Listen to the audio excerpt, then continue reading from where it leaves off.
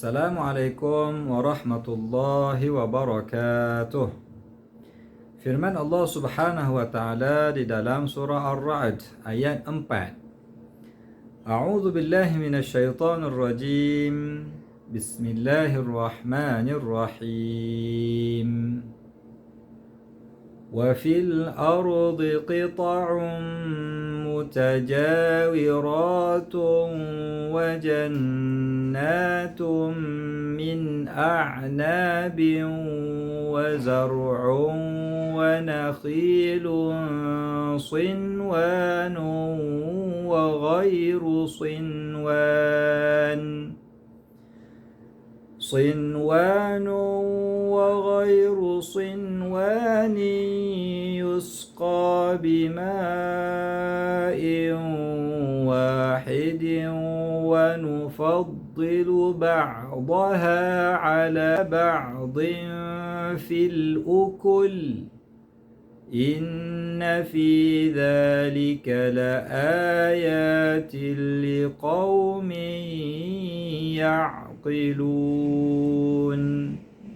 Artinya, dan di bumi ada beberapa potong tanah yang berdekatan tetapi berlainan keadaannya, dan padanya ada kebun-kebun anggur dan jenis-jenis tanaman serta pohon-pohon tamar yang berumpun dan yang tidak berumpun, semuanya disiram dengan air yang sama, dan kami lebihkan buah setengahnya dari setengahnya yang lain pada bentuk, rasa dan baunya. Sesungguhnya yang demikian itu mengandungi tanda-tanda kekuasaan Allah bagi orang-orang yang mahu berfikir serta memahaminya.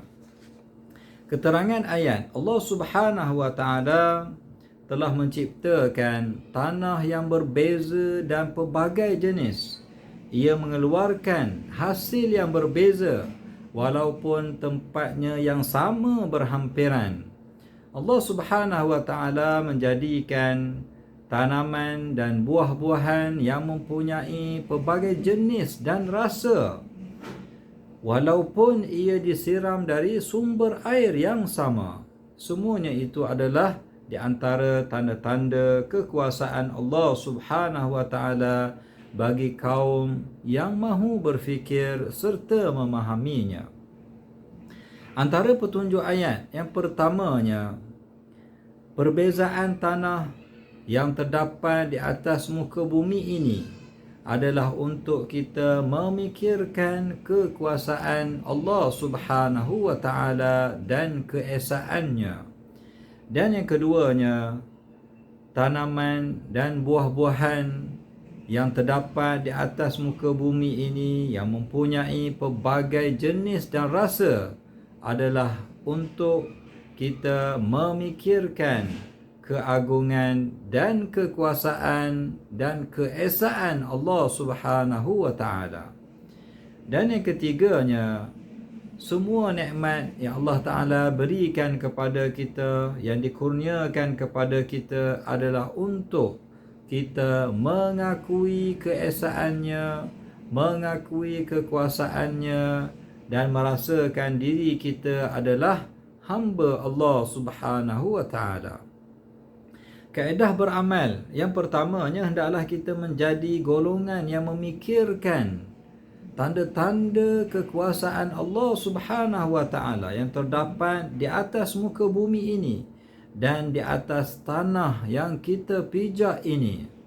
Dan yang keduanya, hendaklah kita memikirkan tanda-tanda kekuasaan Allah Subhanahu wa taala pada tanaman dan buah-buahan yang kita makan pada setiap hari.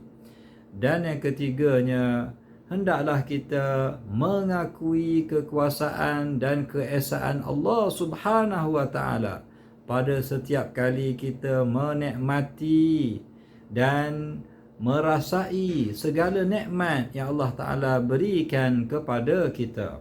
Semoga Allah Subhanahu wa taala menjadikan kita orang-orang yang memikirkan keagungannya, kekuasaannya dan keesaannya pada setiap nikmat yang diberikan kepada kita. Amin. Wallahu a'lam. Wa sallallahu ala nabiyyina Muhammad wa ala alihi wa sahbihi wa sallam. Walhamdulillahi rabbil alamin.